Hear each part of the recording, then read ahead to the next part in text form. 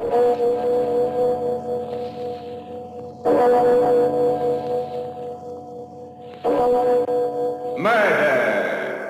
at midnight. Don't be too sure about that, Wentworth. What do you mean? Don't forget that skeleton there. He was once a man, too. Until he was trapped in here or murdered. What of it? Oh, nothing. Nothing except this.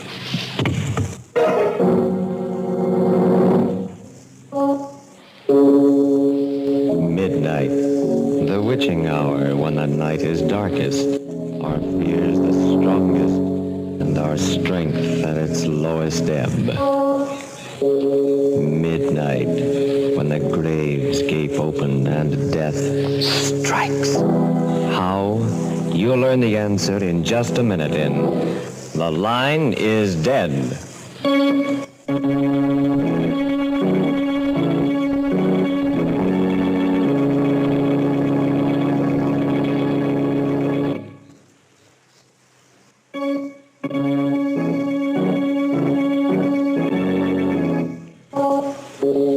And now, Murder at Midnight, tales of mystery and terror by radio's masters of the macabre. Our story by Faith Blau is The Line is Dead.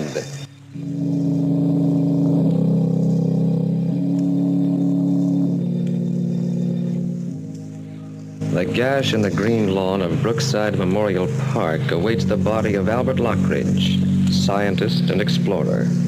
There are few who have followed him to his last resting place, for Albert Lockridge was not one who was prodigal with his affection. And so beside the yawning grave stands his wife, Lenore. Albert. Finishing the short service, the minister says, And so, unto dust, you are now committed. You may lower the casket. Strong hands grasp the straps attached to the coffin. The pulleys sing their discordant dirge, a strange melody heard over the soft weeping of Lenore Lockridge. Suddenly... Listen, knocking in the coffin.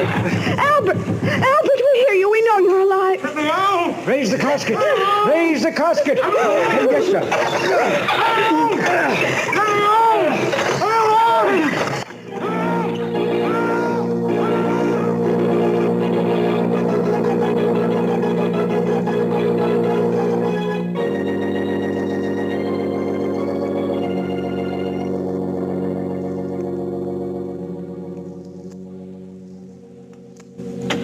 He is all right, isn't he, Dr. George? He seems to be, but... But what? Well, you can't blame me if I'm a little hesitant in giving my opinion. You mean you're not sure that he will? Yes. Oh. After all, Mrs. Lockridge, my position is a little awkward. I signed the death certificate feeling certain that your husband was dead. And now I'm naturally reluctant to predict just what course his convalescence will take. I think I understand. The only thing that really matters is that my husband's lying in his bed at home and not in the cold, black earth of Brookside. Isn't that true? Yeah, you're a very sensible woman. Albert will get better. Probably. But we'll have to watch his heart. His heart? These strange spells when his heart seems to stop, when I thought it had stopped. Each attack is an added strain. But the strain of regaining consciousness in the coffin, he withstood that when even a healthy person might not have. Oh, he's a hard person to kill. Oh, thank goodness for that. Well, this time it was a pretty close call. If he'd come to even 10 minutes later, Mrs. Lockridge, no one would have ever known.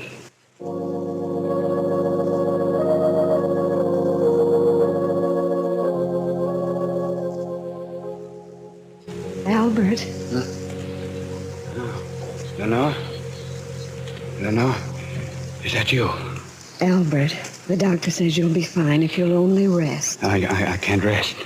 I've got to ask you a question. Dear, you've been through so much. Too much for any one person. So save any questions you may. No, this question can't wait. That sealed envelope, Lenore. The one on my desk.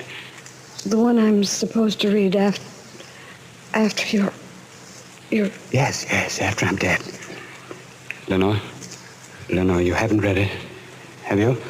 No, Albert. I planned to read it after the funeral, just as you told me to. Sure? You haven't read it? Of course. Get it for me.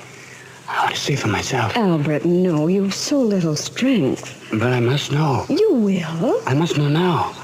Because if you read it, I don't want to live. Albert, I swear I haven't. Please believe me. You saw it? No. Look at me. You can see I'm telling the truth. Look at me.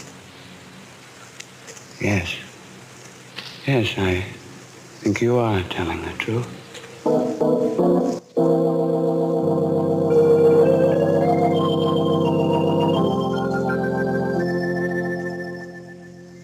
Well, Mr. Lockridge, another few days and we'll have you out of that wheelchair. Sometimes I wonder why you go to all this trouble with me, Doctor. It's my job. Yes, but there's so many people who really enjoy life and yet die.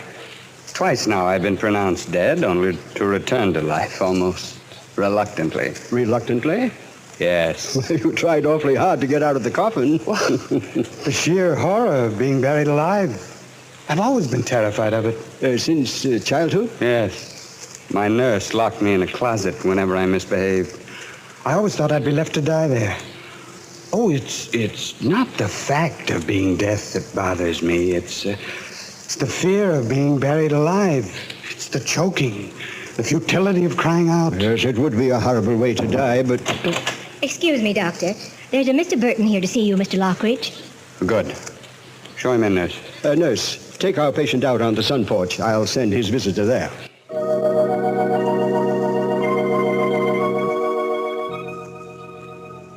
Mr. Lockridge? Sit down, Mr. Burton.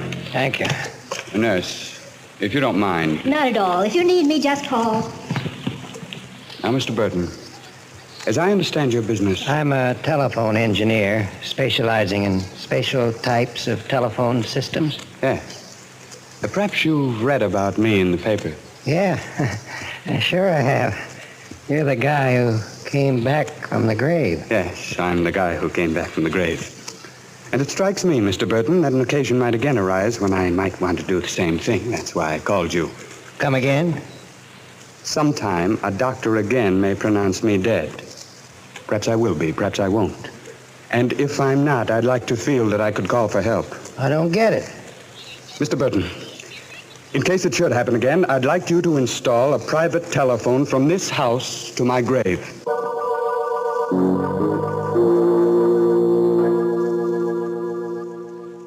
And Lenore, you must promise to keep the phone installed and in working condition for a year after I'm buried. A year? Darling, that doesn't make any sense. With a stop-and-go heart of mine doesn't make any sense either. But Albert, a year? The first time, my heart stopped for 6 hours. The next time, nearly 2 days. Who can tell? Well, a week, a month, perhaps. I think I'm asking very little. Well, then think of me, darling. Think of waiting day in and day out for the ring of that telephone. Think of the jumping at every stray bell, at every noise. Darling, you're condemning me to a slow death, like being in a grave above ground. I still think my request is a modest one, and the least that a wife who loved her husband would do for him. Albert, don't start that again. After all, I shall be in my grave. Perhaps I shall be waiting too, waiting for help that will never come. Will you please stop this morbid talk? Nothing else seems to be on your mind lately. Besides, it's terribly late, almost midnight. When death comes to a man slowly, he gets time to think about it. Too much time. Stop it, please. It seems to me that you are only too anxious to get rid of me. Albert, how can you even think such a thing after... I've been a good wife, haven't I? Yes, but you might have made Oliver Wentworth an even better one. Albert, please don't bring that up again. What would have happened if Oliver had come back from that expedition with me? I don't know. You would have married him, wouldn't you? Perhaps, I don't know. No. How can you say that? You were engaged to him, weren't you? An engagement doesn't always mean marriage. You did intend to marry him, didn't you? Of course I did. What of it? You know I intended to. And you only changed your mind because he was killed. That's why you turned towards me. Well... I was nothing in your life. You were very sweet to me, Albert, then. I could see that you loved me in your peculiar way. I appreciated everything you did for me. Appreciate? Oh, Albert, why dig looking for a sore spot? It's not fair to me or to you. I was nothing in your life, was I? As long as Oliver was alive. What are you trying to prove? All the time we've spent together, I've played second fiddle to Oliver Wentworth. Look, Albert Lockridge, when we married, I said I'd put all thoughts of Oliver out of my mind. Well, I've done it. At least... At least? At least what? You mean you've tried, but you couldn't. I knew it. You've never loved me. He's always been in your heart. What are you talking about? You just said it. If I had died, you would never have given me another thought. But all the time, here, in my own house, he's been living as a memory, haunting you, haunting us. I can't go on like this. It just can't go on. I've struggled with him long enough. He's got to go. No matter what I have to do to crush his memory, I've got to kill it. I've got... Albert. Lenore? What is it? Lenore, help me. To the chair, my heart. I've got you. Now, slowly. No, Slowly? I don't think I can make it. Of course you can. Of course you can. You've got to. No, but I can't.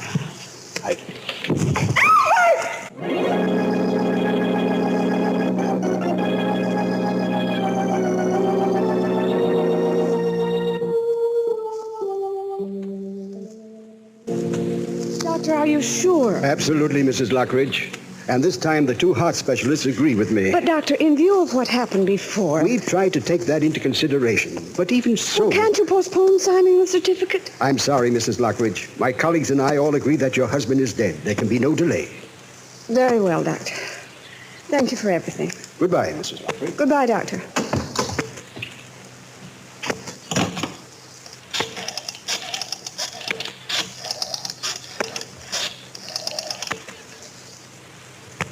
Hello? Mr. Burton? This is Mrs. Lockridge speaking. My husband died yesterday. He's to be buried tomorrow at Brookside. Will you please be there as he desired to install a telephone in his grave? A man who is afraid, not of death, but of being buried alive. A telephone to a sealed grave and the great beyond. Will we hear from Albert Lockridge again before the clock strikes 12 for... Murder at midnight.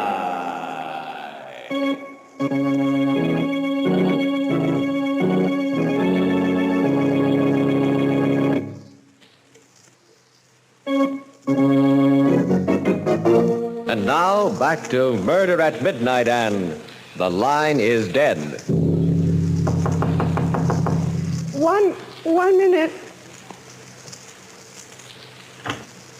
Oh, Dr. George. Good evening, Mrs. Lockridge. It's awfully nice of you to call. I was worried about you. Oh, I'm all right. I'm fine. I couldn't come to the funeral. I tried to phone you, but... The phone's disconnected. So they said. And so I came over. I rang the bell several times. No answer either. Finally, I knocked. I've had the doorbell disconnected, too. You mustn't cut yourself off from the world like this, Mrs. Lockridge. Believe me, Doctor, that's not my intention. But as long as I stand guard at this telephone, I want to be sure that the only bell that ever rings in this house is the one that tells me that Albert's not dead, that he's still alive there in his coffin, that he needs help. You're really going through with this? He asked me to. It doesn't seem too much. No, you're only deluding yourself, Mrs. Lockridge, believe me. Waiting this way is only a perverse and completely futile sort of mourning. I know you can't understand. I can't. But I do know that this morbid watch will only deepen your grief. Prevent you from making any kind of adjustment to his death. What difference does it make? You're a young woman, Mrs. Lockridge. You have a whole life ahead of you. All the more reason for spending some of it as he wanted me to. Doctor, my husband was not the sort of person who inspired affection. I know. But in his odd, sometimes unaccountable way, he did love me. Now that he's gone, no one on earth holds any fond memories of him but me. A heavy responsibility, Mrs. Lockridge. Still, you must take care of yourself. I will, Doctor. Assume that he is dead. Mourn him as you will, but don't live in a state of suspended animation. For instance, if he's left a will, don't put off reading it. There are some papers which I was supposed to read after his death. They're in a sealed envelope in his desk. Read them. Read them immediately. No, not yet. You should. Perhaps they'll contain some message of comfort. Get the envelope now. Not now, Dr. George, but very soon.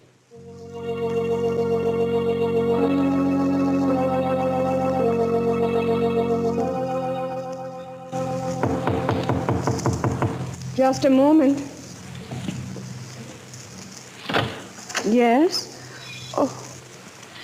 Oh, Lenore, no. No, it can't. it is. I know I shouldn't have come just like this without warning. But I've always thought That I was dead. Yes, I know. that's what Albert told me, and you never came back. No. Why? It's a long story, Lenore. A story you ought to hear. You know that Albert died yesterday? I know. That's why I came. Why didn't you come sooner when he was alive? Were you afraid to meet him? I was afraid to meet you. Me? Why, Oliver? By the time I returned, you and Albert were already married. But even so, we both would have welcomed... I wonder. You see, I knew you thought I was dead. No good would have come of such a meeting. But now everything is different. Different? Yes, of course. I loved you then. I love you now. Oliver. I've come back for you. Oliver, you don't understand. How can I even think of such things today? Lenore, I had to come. I've waited so long. I couldn't wait a day longer. Can't you see? It's useless even to think about that now. He may still be alive. I know. No, it's not right to speak as you do. Not today. I was afraid you'd think so. Lenore, I wanted to avoid this, but now I see I must tell you. Lenore, neither of us knew Albert Lockridge. After all, Oliver, I've lived with I him. still don't think you ever really knew him. I never did, even though I worked with him for many years. That is, until the day we stood in the great hall of the old Aztec temple. The temple we found on that last expedition. The one from which I was not supposed to come back from. We were trying to find a door to an inner chamber.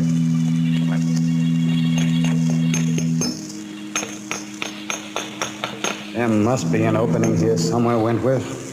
In every Aztec temple ever found, there was always a room near the altar used to keep ceremonial objects. I know. Now, wait a minute. Sounds like a little hollow here. Now, what about that slab on the floor? What about it? You think that it might... Certainly sounds different. If I were an Aztec priest and I stepped on it like this... Wentworth, the door! We found the door! Solid stone. And still working after all these centuries. Let's take a look inside. You got the flashlight? Yes, take the hammer. Right. Uh-oh. It's not very pretty. Ah. It is a human skeleton, isn't it?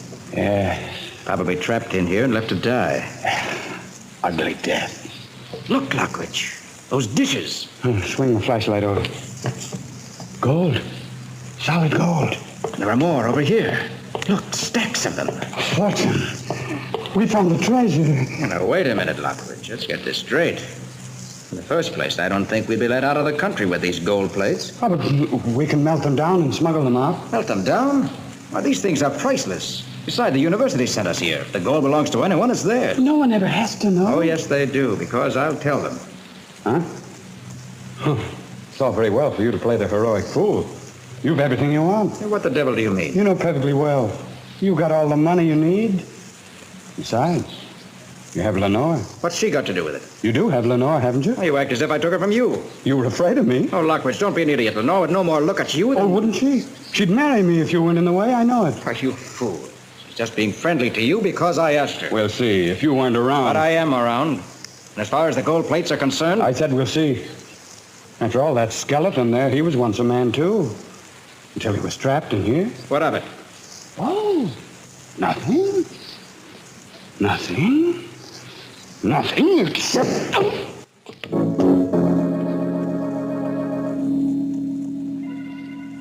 When I came to, I was there in the dark.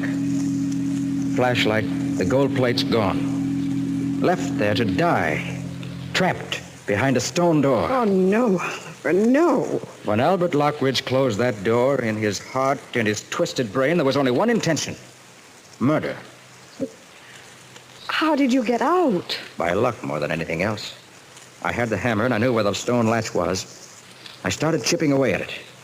To this day, I don't know how long it took me, but when I finally got out, I was a sick man, exhausted. And by the time I was well enough to travel, come home here, you were already married. And he told me that you'd been killed by natives. Of course, that was a lie, but... Oliver, I still can't believe that your story is completely true either. But why? A man who's been the victim of an attempted murder would see that the murderer was punished. You didn't even try to. Well, Lenore, how could I? He was your husband. Well, why should that? Could I brand you as the wife of a murderer? Loving you as I did, as I do? I had to wait. But now let's forget this horrible past. I can't, no matter how I feel I can't. After all, there's no proof. Lenore, don't you believe me? It's not just that, don't you see? At any moment, the telephone may ring, telling me that he's alive. If I knew your story were true, perhaps I'd feel differently, but now my place is here. I must stay here. Lenore, please. If you feel any love for me at all. Will you go, Oliver? Please. If that's what you wish. Yes, Lenore. I'll go. But remember, I love you.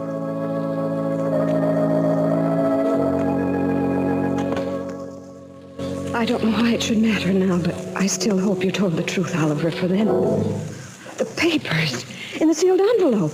I promised Dr. George I'd read them.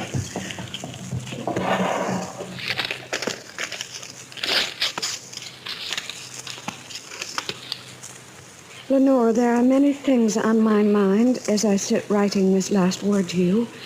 Many things which no human mind should have to bear without telling another. As I look over my life, I know now it has been an empty mountain. I've never had a straightforward human emotion and acted on it. My work has been a sort of shadow play which gave my hollow existence an outward tinge of reality. No friend has really touched me, for I cannot be reached. I married you more out of perverse vanity than love. And yet, perhaps because of your loyalty, some spark of love has been kindled in me. Bear this in mind when you go out to the garden. For there, underneath the sundial, you will find a treasure of gold, which should take care of you when I cannot. I had intended to use this gold myself, but I could not because it might incriminate me in the murder of Oliver Wentworth. People might ask questions, but the murder of Oliver Wentworth. Then his story was true. Oliver! Oh, Oliver! Gone. Well, he can't have gone far, and if I hurry... Oliver! Oliver! Oliver, I'm coming! I'm coming! Oliver! I'm coming, Oliver!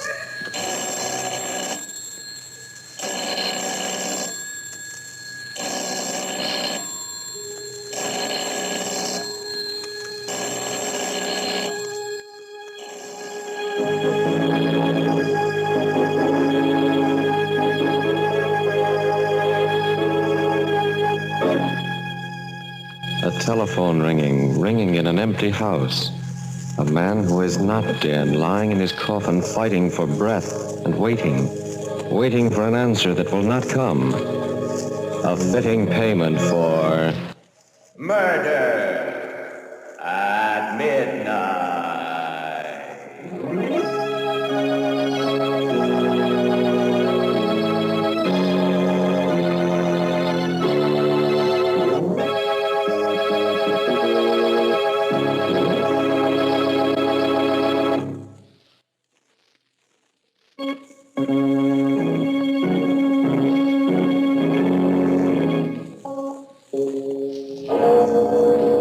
Remember to be with us again when death stands waiting at a newly dug grave and the clocks strike 12 for murder at midnight.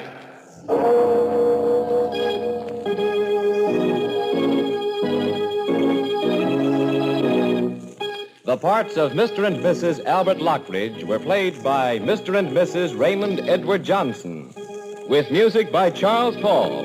Murder at Midnight was directed by Anton M. Leader.